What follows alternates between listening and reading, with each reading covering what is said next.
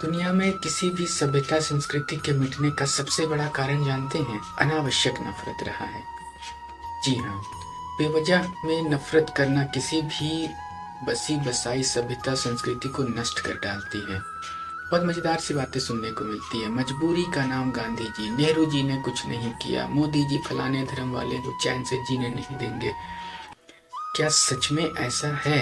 एक युवा होने के नाते हम सबों की जिम्मेदारी है कि हम किसी का भी समर्थन और विरोध करते हैं तो उसके बारे में जानकारी भी रखें, क्योंकि हमारे पास समय भी होता है।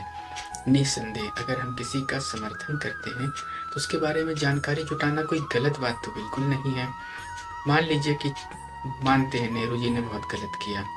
नेहरू जी कौन थे? किन हालातों में उन्होंने देश की बागडोर संभाली? किन हालातों में उन्होंने क्या फैसले लिए? अगर वो जो फैसले लिए उसका उल्टा उल्टा फैसला लेते तो क्या होता है?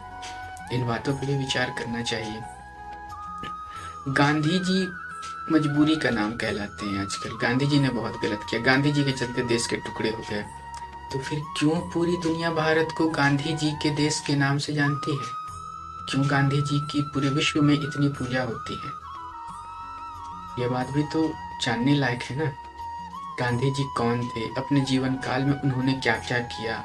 चाहते तो बड़े आराम से एक अमीर घर के व्यक्ति थे, विदेश में चैन की जिंदगी जी सकते थे या अपने देश में ही बहुत ठाट बाट से जी सकते थे। बहुत से अमीर लोग उस समय कर रहे थे वैसा, मगर उन्होंने वैसा नहीं किया। और जिसका विरोध किया उन्हीं लोगों ने उनके बारे में ऐसी अच्छी अच्छी बातें लिखी हैं जिसके आधार पर आज पूरी दुनिया गांधी जी को शांति का सबसे बड़ा दूत मानती है। गांधी जी के नाम पे पुरस्कार दिए जाते हैं। मजेदार बात है, यहूदियों के बारे में कहा जाता है कि बुरे थे। ऐसे ही थोड़े हिटलर ने कटवा दिया इतने यहूदियों को। कमाल की बात है भाई। जिसपे जुल्म हुआ वो गलत है या जिसने जुल्म किया वो गलत है? आज क्यों पूरी जर्मनी हिटलर से नफरत करती है? यहूदी ही तो नहीं रहते हैं वहां पे। हिटलर ने जो फैसले लिए उससे इत्तेफाक तो जर्मनी का एक भी नागरिक आज नहीं रखता है। जुल्म करने वाला गलत होता है, यह समझ बहुत जरूरी है। एक बात हमेशा याद रखिए, लोकतांत्रिक देश में किसी का भी समर्थन और विरोध करने की आजादी है, मगर साथ ही साथ एक जिम्मेदार नागरिक होने के नाते हमें जानकारी भी रखनी चाहिए। जानकारी रखना कोई गलत बात नहीं है।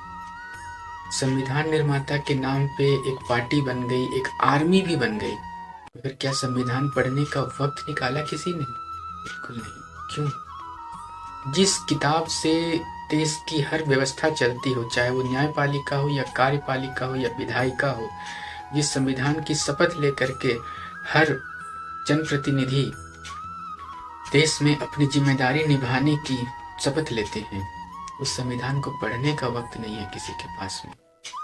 ऐसा क्यों? सीधी सी बात है, हम सुधरेंगे तभी देश बदलेगा। जय हिंद।